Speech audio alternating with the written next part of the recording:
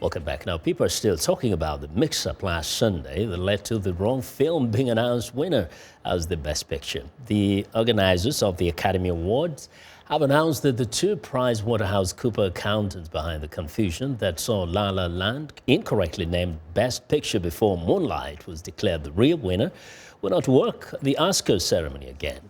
For more on the Oscars aftermath, I'm joined by viewers Anasthasie Tudieshe, who has returned from Los Angeles, where she covered the Oscars. Welcome back. Hi. And I pronounced your name right. You did. So was it so difficult for you to come back over here? It was so much fun over there, right? It was very interesting to be there, but I'm very happy to be back.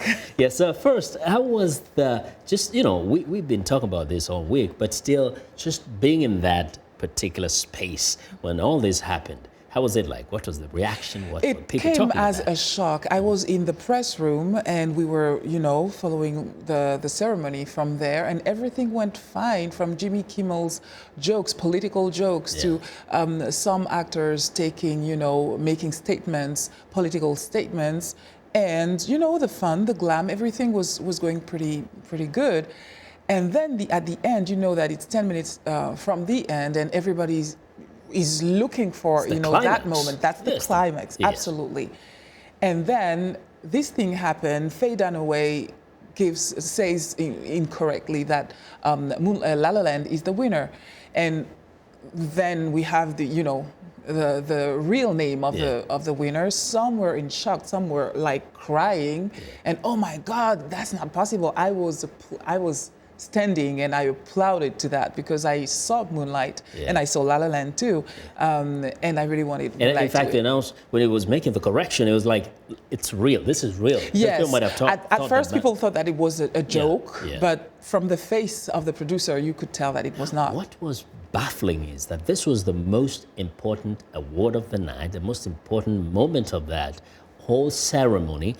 I mean, from what you heard after that, how could they possibly have gotten distracted at that moment? I'm afraid that until now we don't actually know. I was sitting next by fellow journalists who actually interviewed people from PwC and asked them exactly that.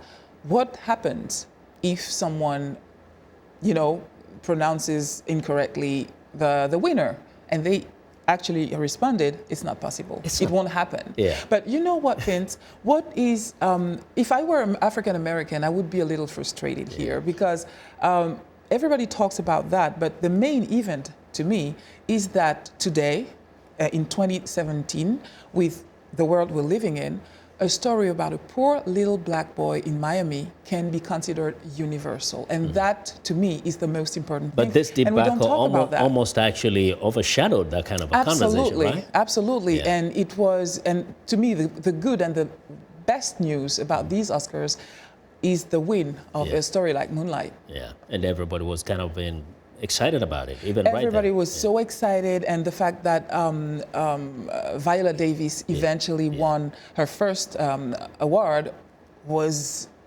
really huge. Those actually ideally became the big stories of that night. I think that was very significant, especially for people of color. Hey, thank you very much. Thank you for having me. For coming to Studio Live. That's viewers Anasthasie Tudieshe.